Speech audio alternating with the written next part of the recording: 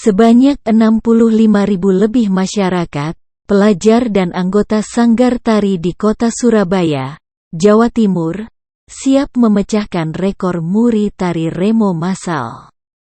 Kegiatan yang diselenggarakan oleh pemerintah Kota Surabaya tersebut dipusatkan di Jembatan Suroboyo pada Minggu, tanggal 18 Desember tahun 2022.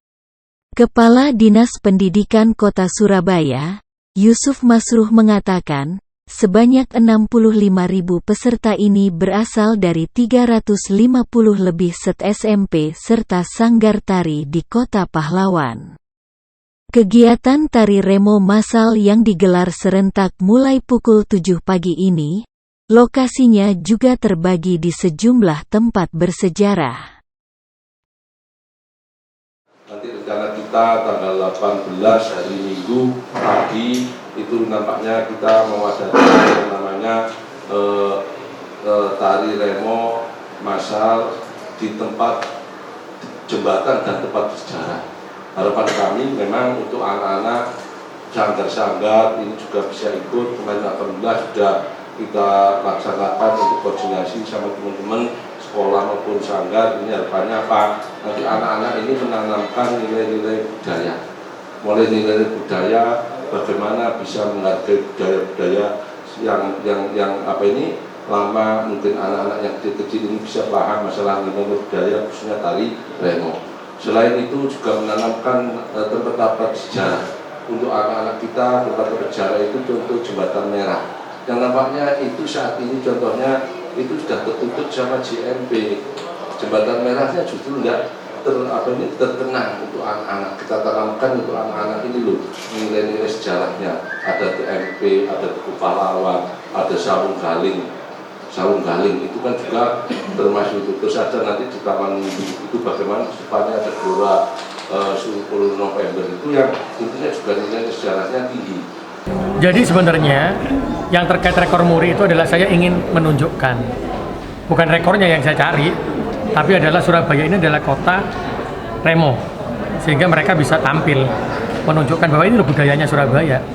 Jangan sampai diakui orang tempat lain, sehingga Surabaya harus care dengan itu. Yang kedua, sekolah-sekolah adalah budaya remo. Mereka harus tahu betul di setiap sekolah itu bahwa kita ini punya loh tari remo yang kebanggaan. Itu harus tertanam di hatinya mereka. Yang ketiga terkait dengan remo ini juga tidak harus pakai baju yang sama, karena nanti selendangnya tergantung.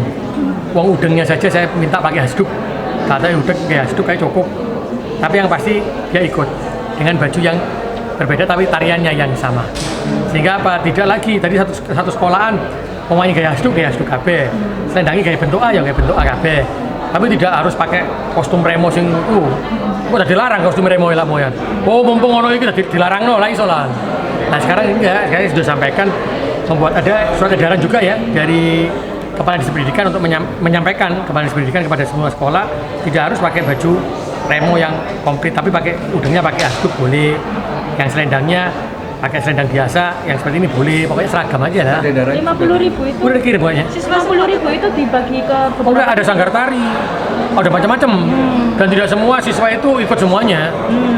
Jadi karena kan ada sanggar tari, orang semuanya lah ikut, semua stakeholder yang ada di Kota Surabaya ikut. Jadi tidak semua sekolah itu mengeluarkan semua anaknya, yang enggak, ya sebagian. Berarti tari serentak di beberapa titik itu? Iya, di masing-masing sekolahnya ada, di Tugu Pahlawan ada. Sehingga saya ingin menyampaikan pesan moralnya bahwa ingat loh Surabaya, jangan pernah lupa sejarahnya. Kita punya budaya remo. Kita boleh punya ada budaya barat, budaya apa, tapi ilingo. Kita masih punya budaya ini yang harus kita besarkan. Karena kalau kita sudah bisa membesarkan budaya kita sendiri, kita cinta sama budaya kita sendiri, maka kita punya karakter yang kuat. Jadi masih budaya asing masuk, kita masih punya kekuatan di budaya lokal kita.